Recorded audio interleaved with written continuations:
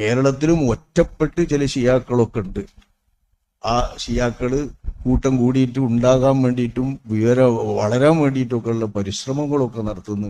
അക്കൂട്ടത്തിൽ പണ്ടൊന്നുമില്ലാത്ത മുഹറം 10 ചില സംഗമങ്ങൾ ഉണ്ടാക്കി.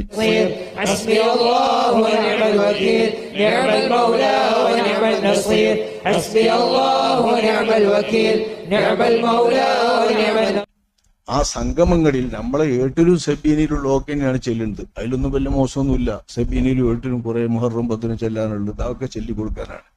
പക്ഷേ അത്തരം സംഗമങ്ങളൊക്കെ മുഹറം 10 എന്നുള്ള നിലക്കൊരു ആചരണം എന്ന രീതിയിൽ ഒരു ആചരിക്കുന്നതിലേക്ക് കൂട്ടിയാൽ അത് ഷിയാക്കളുടെ ആ ലൈനിലേക്ക് ഉമ്മത്തിന് സന്ദേശം നൽകുന്നതും ഉമ്മത്തിനെ ആ വഴിയിലേക്ക് ആനയിക്കുന്നതും അനധിവിദൂര ഭാവിയിൽ അത്തരം ദുഷ്ടചിന്തകളുള്ള ആളുകളൊക്കെ ഈ ആചരണത്തെ അവരുടെ ഇഷ്ടങ്ങൾ കൂടി നടത്താറുള്ള ആചരണമാക്കി പരിവർത്തിപ്പിക്കാനൊക്കെ വഴിയുണ്ട്.